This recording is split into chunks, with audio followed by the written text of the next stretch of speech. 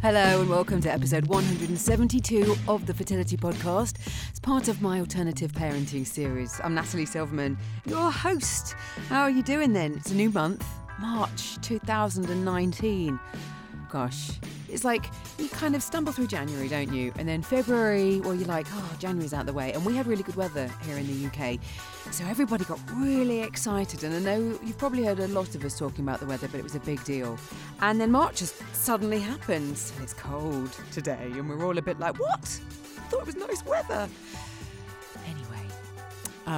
A lot going on in my little world. Last week, I did a photo shoot for Grazia, which I'm really excited to sharing with you. I spoke to them about infertility in the workplace and my experiences of it. And I'd be really keen to know what you're experiencing at the moment. Are you in work?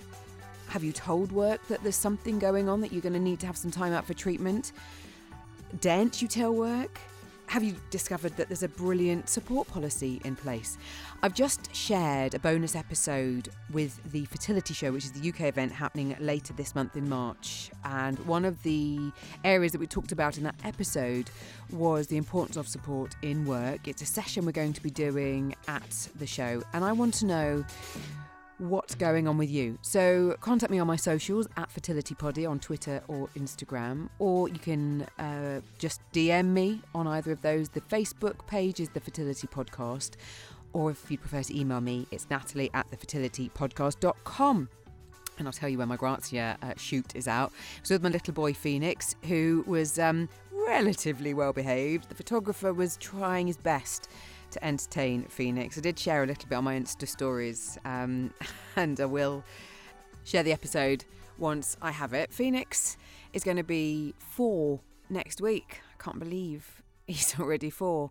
And something else that happened this week for me was I had my first session of implications counselling. It's something that I spoke about in my final episode of 2018, that we have frozen embryos and I've been struggling to deal with what we're going to do with them. And I've also been putting off having this counselling session, and it was challenging. It really was, talking about what it will mean to potentially donate these embryos to science. Because in all honesty, we are thinking that we're going to stay with our family as it is. To be honest, a lot more conversations need to be had. How much of that I share with you, we'll have to see. But one thing that was very apparent was I'm really worried about having a cycle and it failing. And I've got a lot of self-protection going on. And I've been talking more about that in some interesting conversations this week with a couple of other ladies with frozen embryos. One has a child, one doesn't. And it really is a limbo period when you've got those frosties, because you've got that hope, but you've also got that absolute fear and that need to self-protect. So if that is where you're at, then I hear you. Happy to talk more about it. You can always contact me, as you know. If this is your first listen to the Fertility Podcast and you come into this alternative parenting series because you're looking at a different way to make your family, then please do have a look at thefertilitypodcast.com. There's a search box and you can just type in a subject that you want to know more about, and hopefully there's an episode there, because I've got over 170 episodes now. I've been making this podcast for over 4 years. So I hope you find something of use to you. And before we have this next episode, which is a look at a global egg bank and a lady called Robin Newman who set it up. She explains all about how she helps people internationally. I also got to speak to Rachel, one of her donors who'd come from South Africa to America to donate. That was a really interesting insight. And at the end of this episode, I'm going to give you details of another egg donor related episode that I'm sharing with you on Wednesday this week that I've created with Altrui, who are a British based egg donation organisation. But before we do that, 2 things. One, if you get a chance to rate and review this podcast episode, I would love you even more than I already do. 5 stars would be amazing. I was looking back at my reviews and you've been so generous. It's lovely getting 5 stars. I never got them at school. So, all you need to do is just go into your favourite podcast app and hit that little review bit and job done. And you've done a good deed. I'd love you very much for that. No pressure at all. I also want to tell you about my new sponsors. You're going to hear about one of the new ones in a moment. My sponsors are what makes this podcast happen. I couldn't do it without them. I'd love to make so much more content, and it is a constant case of finding people who are invested in what I'm doing. So you'll hear a bit about them, and then we'll crack on with today's episode.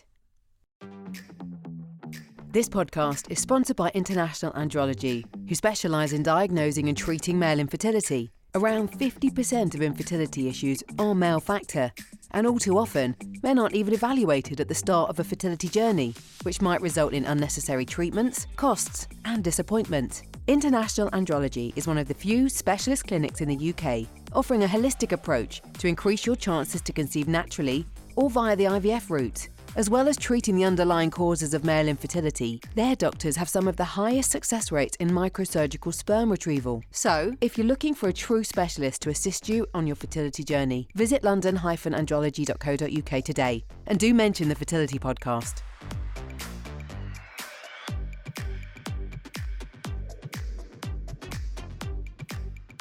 A virtual clinic of a new kind, Apricity offers first-class fertility care as unique as you. Get support from your Apricity advisor 7 days a week. Stay in the know with the app's guidance and reminders. Customise your journey at no extra cost. Apricity is fertility care your way. Find out more at apricity.life/podcast. So I'm delighted to welcome Robin Newman, founder of Global Egg Donors, to the podcast to talk about her journey and what she does now, working globally with egg donors, as the organisation's name suggests, to explain how it works and who she works with. So Robin, welcome to the podcast. Thank you, Natalie. Now, you share your infertility story on your website in such an amazingly honest way, and I'm always kind of flabbergasted at how open we are when we share on this journey. I'm in this space trying to help spread the word with my podcast, and I keep meeting different people who have had their own infertility story and then have then found themselves working in this space to help others. And your journey was pretty lengthy. Do you want to explain how you got to where you are with your work from your own experience? Yeah, thank you, and I'll try not to make it too lengthy. I have unexplained infertility. And my husband and I wanted 5 children. That was really a goal of us getting married. And after 17 years spending every penny we had on different infertility treatments, I was labeled idiopathic infertility because every test came back as everything perfect, but I never got pregnant. And I've never heard So there that was term. no end. It's not a fun one. But, I didn't have the great pain of miscarriage. But every single month was like another heartbreak when my menstrual cycle came. So this financial and emotional stress ended our marriage. So I didn't know what to do with myself at age 43, I think. And I lost my home in the divorce. My job ended for other reasons. Didn't have a husband, wasn't going to be a mom. So I left the country because I had to reinvent Robin. And 8 months later, I went to South Africa because people told me it was a lovely place, and it is. It reminds me so much of my home in Santa Barbara that I stopped there, and lo and behold, after a few more months, definitely, the medical society there is phenomenal, and the prices were excellent.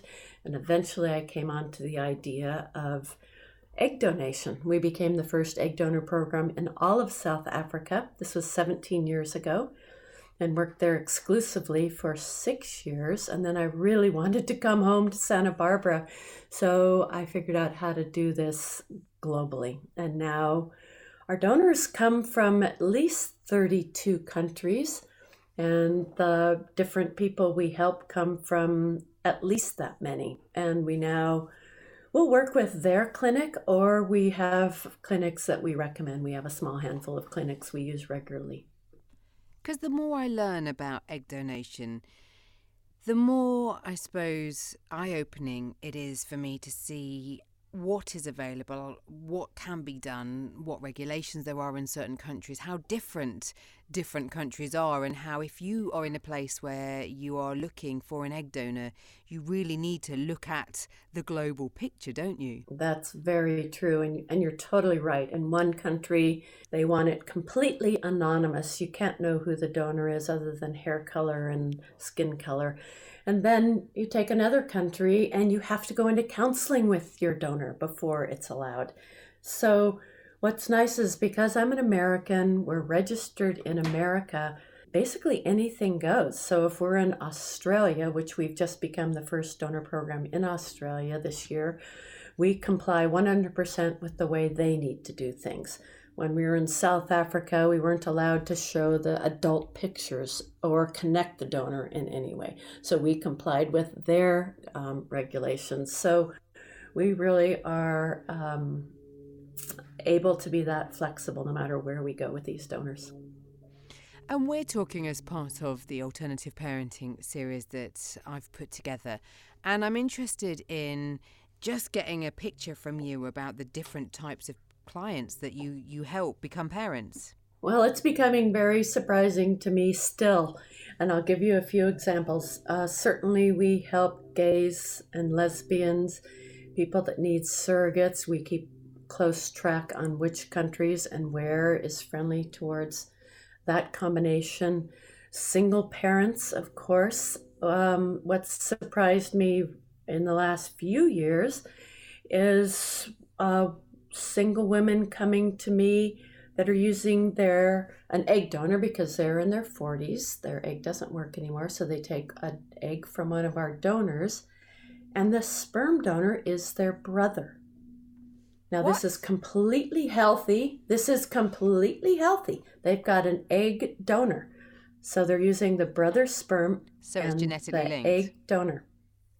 Yes. So it's genetically linked back to the sister, if you follow all of this. So it's a single woman using her brother's sperm and an egg donor, and she gives birth. So she's still got that genetic link. And this has happened in a few Chinese families and recently one in the UK. Wow. I think it's phenomenal, especially when I see a picture of that brother and I see the donor they chose, and I went, wow, how gorgeous is that? And then another few things that have happened recently, not a little bit off, but the couples have come to me that maybe they have had one egg donor and she's given them enough embryos for all the children they want. And so they come to me and they say, we're not quite ready to just have these embryos destroyed, but we don't want to pay storage on them any longer. Would our donor like them back? So Twice I have approached the donors who are now in their late 30s. They haven't found a partner yet, and they've taken over storage of the embryos just in case they need them. So that would have been using if it was a couple, the intended father's sperm with the egg donor's egg.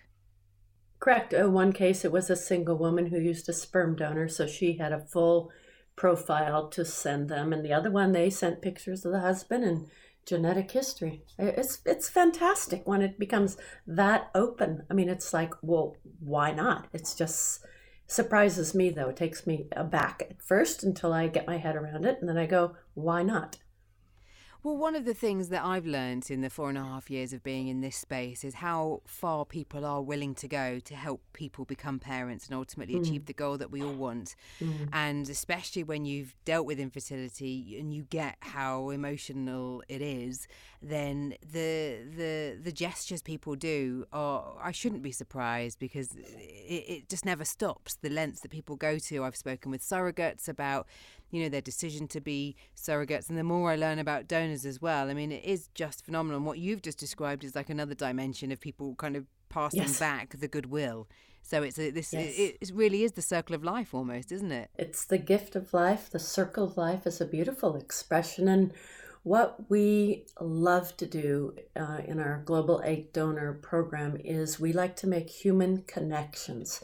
We don't want a donor to just go to the clinic and give her eggs up in this very clinical doctor setting and not know a thing about it. We want to honor her. So I have the couples write a letter explaining where they live, why they need an egg donor, maybe something about their nieces and nephews or what their hobbies are, but it's non-identifying. The donor can't then go look them up. She doesn't know their full name. And then I send that letter to the donor when they want her to donate. So she gets to know something about this couple she's donating to. And then throughout the procedure, we may say, hey, she's about to start injecting herself with these hormones. Please send her a letter of encouragement, which they do. And then they'll usually send her pictures of the baby as they get comfortable. Not everybody does, but it's gone as far as a donor then going and meeting these babies at some point in her life. Or the donor has a baby and sends pictures to the couples. And it's usually done through the protection of global egg donors, so it's anonymous still, until everybody wants to, and if they want to. And then if that's so, we facilitate their wishes and put them in contact. Even couples that have half siblings, they'll write me and they'll say, hey, you told me that a couple in Jamaica had a child using our same egg donor. Can we connect? And they will start a communication if everyone's comfortable. Gosh. Yes, we've had really Australians. It's a global family. Yeah, it's a huge global family. Now, you've got with you Rachel, who is one of your egg donors, who you sent me Rachel's profile. And from my point of view, it was really interesting to get to see what was in that profile, because having not gone down this route, it's not something that I would have ever had access to. And it was for the purpose of us having this conversation. I know you wouldn't have just sent it willy-nilly, just to make that clear to anybody listening. So, Rachel, I want to welcome you to the podcast. Hello. Hi, Natalie. Nice to meet you. And you. Nice to meet you in this audio world. And I'm looking at your profile, I'm looking at pictures of you, Rachel. I mean, absolutely, I know you've done modelling work, absolutely gorgeous pictures. Thank you. And I'd love to just talk a bit about your motivation around this and how you feel about it. And I was quite interested to read that you were adopted as well in this kind of alternative parenting kind of idea that I'm talking about. What made you decide to do it? Well, being adopted, I definitely saw the difference that I made in my mom's life especially, and it got me thinking a lot about people that do not have the means to have their own families, and I thought it would be a great service to the community if I could just, if I'm healthy enough, that being said, just help other people like fulfill their dreams of becoming a family. And I know that it makes a really big difference in some people's lives.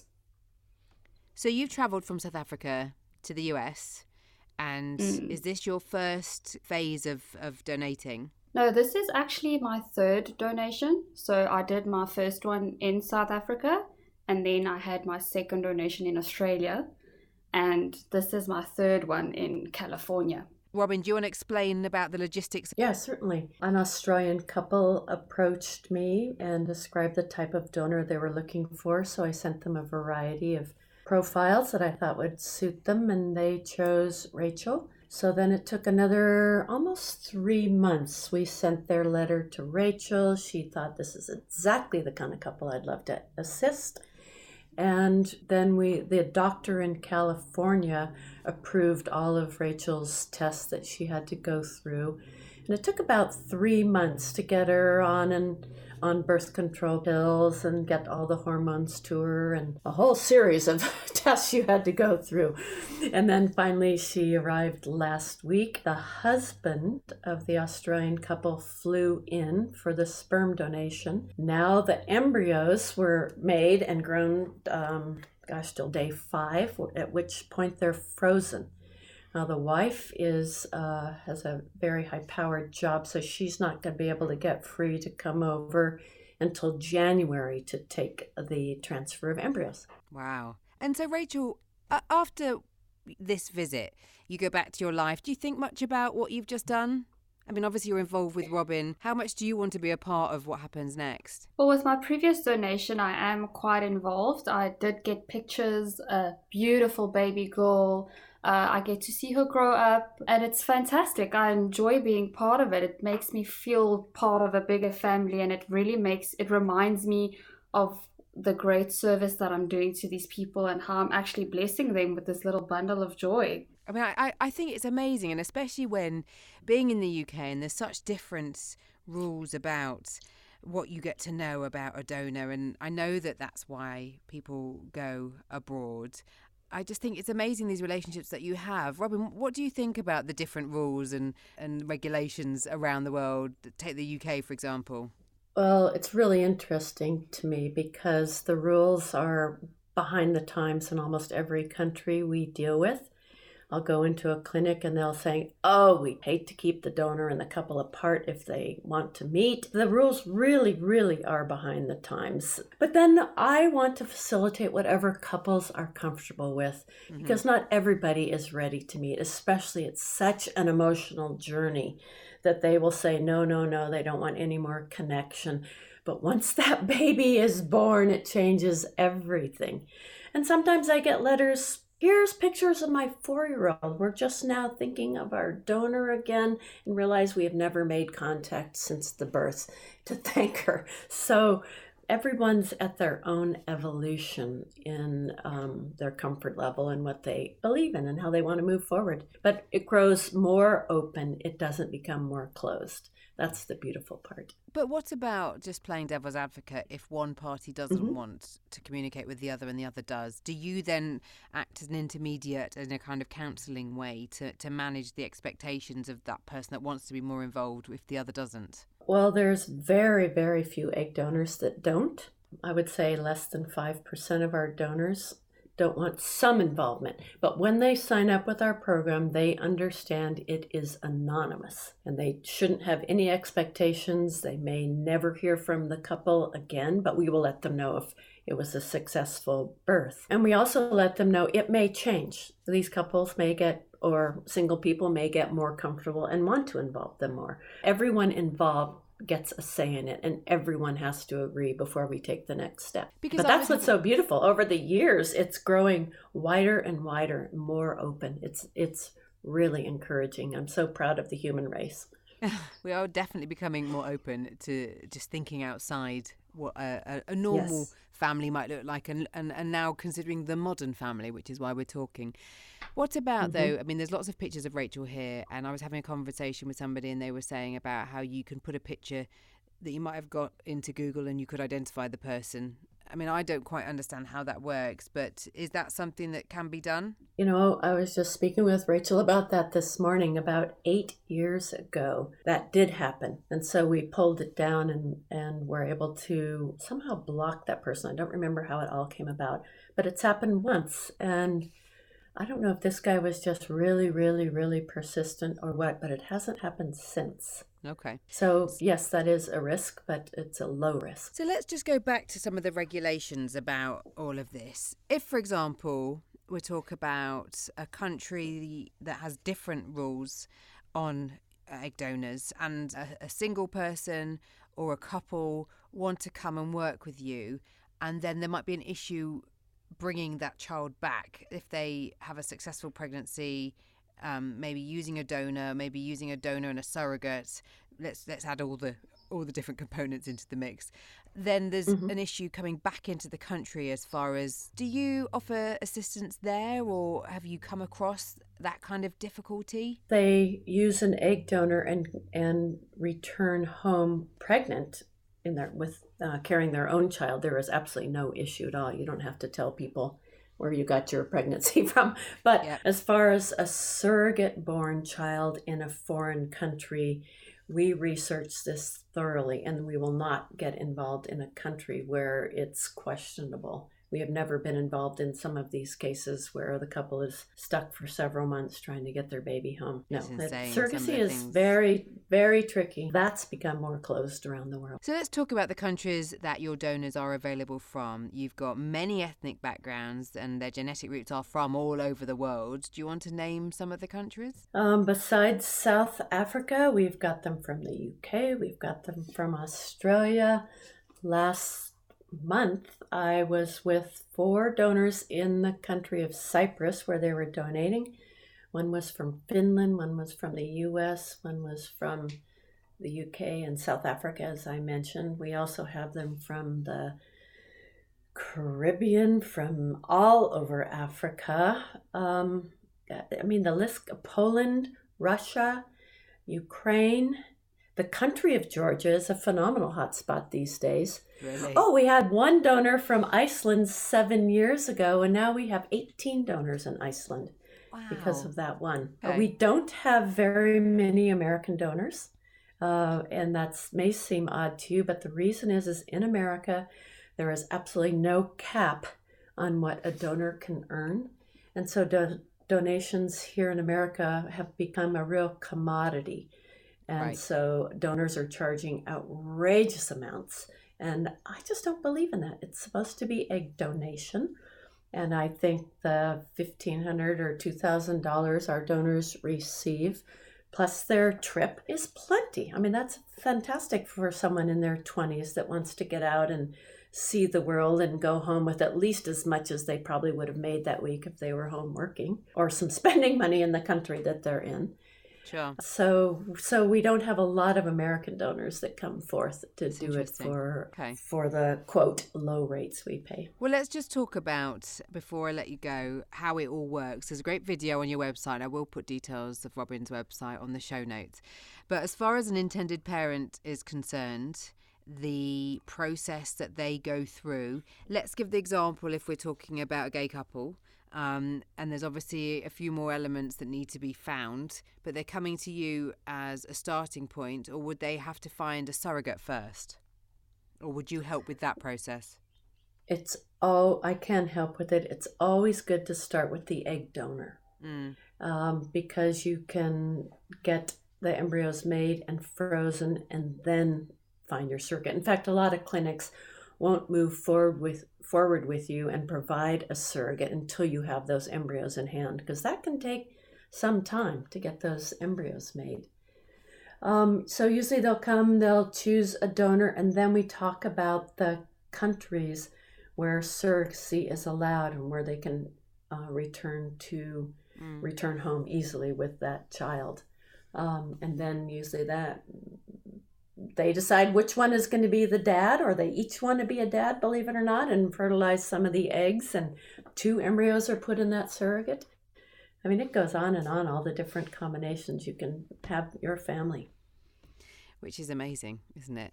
Yeah. What about if there are single gay men and single straight men? Have you worked with either? Oh, absolutely. Yeah, it's a very similar process.